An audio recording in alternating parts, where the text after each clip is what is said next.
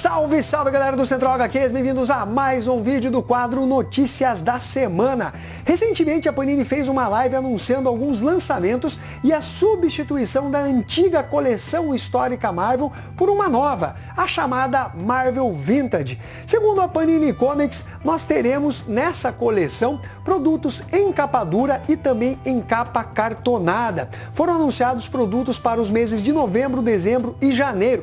Todo mês, a partir de então, nós teremos publicações dessa nova série chamada Marvel Vintage. O Vando Grenzi, ele fez ali uma organização desses anúncios da editora Panini Comics que eu vou utilizar como base. Nós temos já publicações dessa nova série Marvel Vintage que são compostos pelas publicações da Viúva Negra, conforme vocês estão vendo a imagem, do Homem de Ferro 2020 e também Carnificina Total, que era um material realmente muito pedido pelos fãs.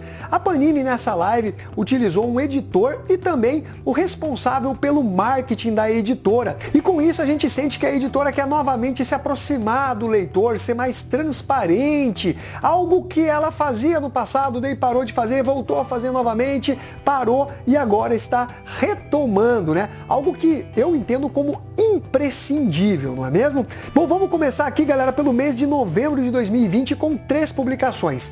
Hulk Futuro Imperfeito, material escrito pelo Peter David e desenhos do George Pérez. Trata-se de uma história em que o Professor Hulk vai para o futuro, que é distópico, e encontra a sua versão maligna dominando o planeta Terra. É um grande clássico do Golias Esmeralda, uma publicação que saiu na década de 90 pela editora Abril Jovem numa minissérie em formato americano em 2 partes. Depois, a Panini republicou essas edições de Hulk Futuro Imperfeito em encadernados e agora nós temos novamente essa publicação que vai de encontro com uma nova minissérie que está saindo lá nos Estados Unidos, que é a Maestro, que inclusive está tendo resenha aqui no canal Central HQs. Eu tô achando um tanto decepcionante Maestro, mas Hulk Futuro Imperfeito eu indico demais para vocês. Uma pena que ainda não vi, né, anunciado Hulk na Encruzilhada.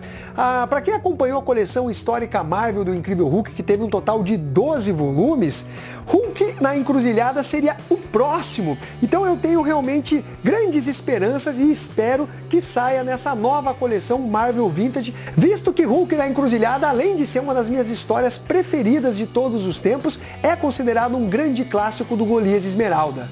Os Vingadores, a Guerra Kree-Skrull, publicação que é um grande clássico aí dos Vingadores, mas que na minha opinião é legal, é ok, mas não consigo ter todo esse apego aí em relação a esse arco de histórias. Saiu obviamente pela editora Abril Jovem e depois ganhou uma republicação pela editora Panini dos maiores clássicos Marvel.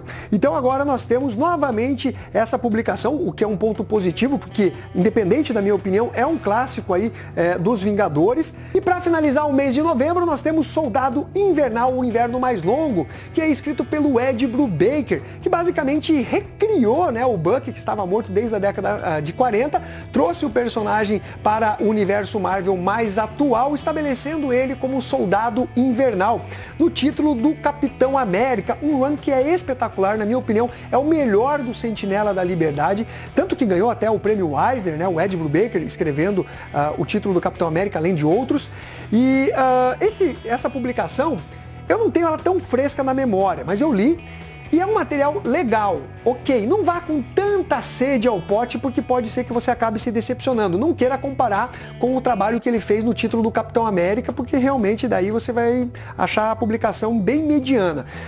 De qualquer forma, a outra ressalva que eu faço com relação a esse material é que, no meu entender, ele destoa do que seria a ideia do Marvel Vintage, porque me parece ser uma publicação muito atual, né? Eu esperava materiais mais antigos, mas da lista aqui é o único que está assim mais recente, né? De qualquer forma, essas são as 3 publicações do mês de novembro.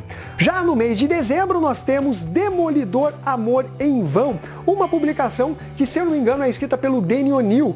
Galera, esse material realmente é muito legal, ele se passa um pouco antes da queda de Murdoch, é um material que eu gosto e eu indico para vocês, só saiu pela editora Abril Jovem, não teve publicação pela editora Panini Comics, então é a oportunidade de vocês adquirirem um material de qualidade do Homem Sem Medo. A segunda publicação do mês de dezembro é Homem-Aranha, a origem do Duende Macabro, publicação que já saiu no Brasil pela editora Abril Jovem, e eu tenho dúvidas aí, eu acabei não pesquisando, mas pode ser que tenha saído pela editora Salvat. De qualquer forma, na hora que eu for editar o vídeo, eu coloco aqui um dado mais específico. Se estiver vendo alguma imagem aqui, alguma descrição, é porque já saiu em outra oportunidade, além da editora Abril Jovem, beleza?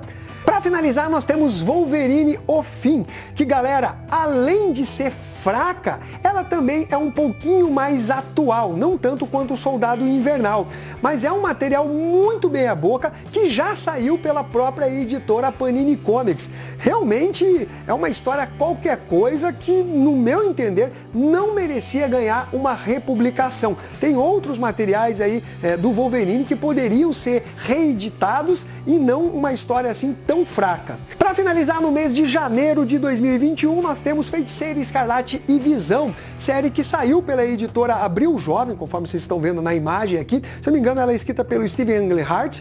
E é um material bem bacana, que explora muito bem a relação desses dois personagens. Eu gosto dessa publicação. E para finalizar, nós temos Wolverine e Destrutor Fusão, publicação que eu já vinha pedindo há muito tempo, já tem vídeo aqui no canal, de eu comentando do quanto eu gostaria de ver esse material sendo republicado, escrito pelo Walt Simonson com a sua queridíssima esposa Louise Simonson. Nós temos também os desenhos do Clint Williams, se eu não me engano é ele que faz a arte dessa publicação, participou aí de Moonshadow, da editora Pipoca, de Blood. Os desenhos são sensacionais, o roteiro é muito foda, com várias reviravoltas. Eu sou apaixonado por essa publicação, saiu pela editora Abril como uma minissérie, se eu não me engano, em 4 partes. É um material realmente muito legal.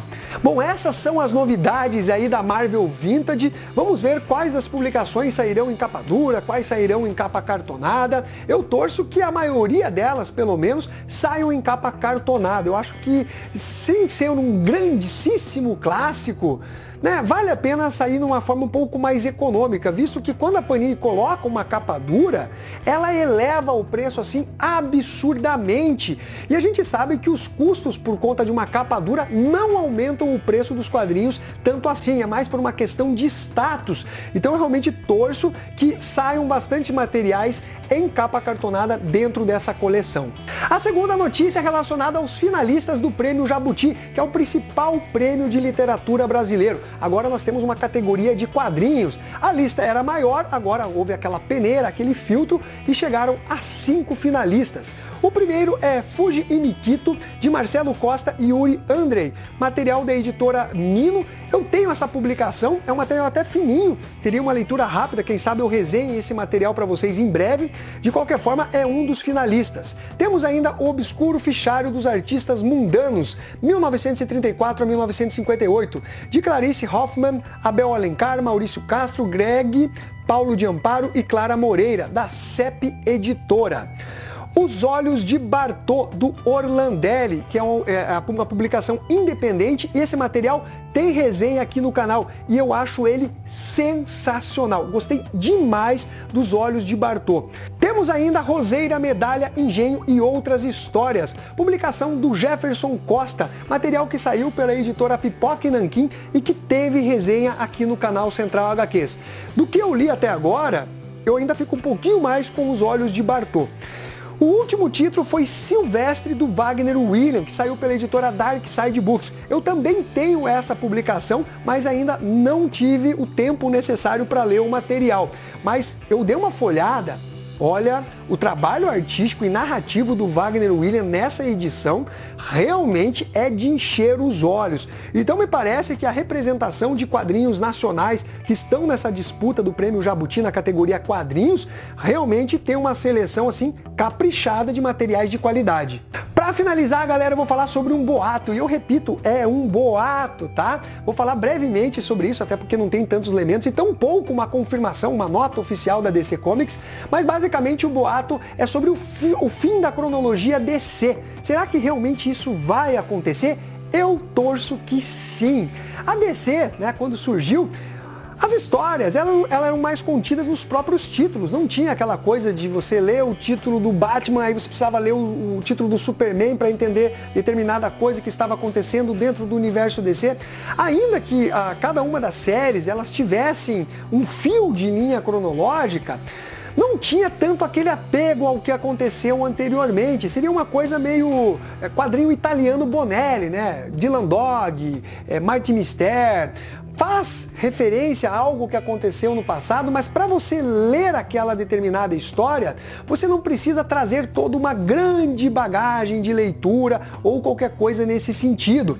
A partir do momento que surgiu a Marvel e despontou, a DC começou a se ajustar e criou também, né, essa cronologia, que daí envolve grandes sagas, de histórias que pulam de um título para o outro. E eu acredito que no atual momento e também no futuro, tem vídeo que eu comento sobre isso, o ideal é que as publicações elas não tenham mais esses vínculos cronológicos tão fortes, eles sejam mais relativizados. Eu não acredito que a DC vá realmente abolir, né, a cronologia dentro do seu universo, mas eu acho que ela vai ficar mais fraca, sem aquela obrigatoriedade de uma nova equipe criativa ficar considerando tudo o que aconteceu no passado dos personagens. Eu acredito que a DC, de certa forma, já está fazendo algumas experimentações. Por exemplo, você tem o Millerverso, que nós temos as histórias do Cavaleiro das Trevas, que agora é abordado os filhos do Superman com a Mulher Maravilha, a própria Batwoman, que substituiu o Bruce Wayne como a Batman de Gotham.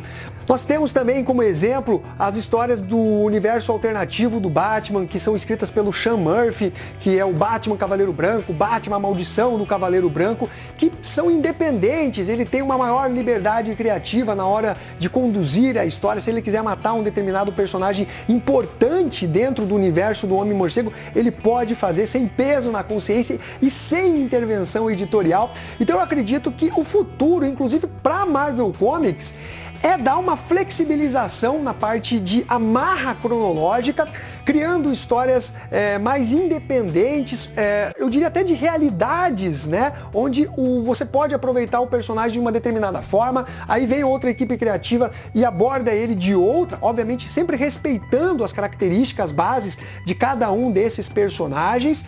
Então eu vejo realmente novas séries surgindo aí no futuro dos quadrinhos Marvel e DC, não só da DC, como temporadas, né? Vem lá uma determinada equipe criativa, assume o título do Aquaman, do Arqueiro Verde, do Superman, do Batman, dá, né, toda a sua liberdade criativa na condução daquela história, vem outra equipe criativa que não fica preso à história anterior e faz a sua própria história. E eu acredito que isso pode vir a atrair um público, né, que não fica precisando ler histórias do passado para ter uma compreensão do que está rolando atualmente dentro do universo da DC Comics.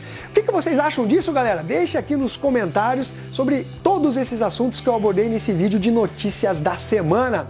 Um abraço para todos vocês e fui!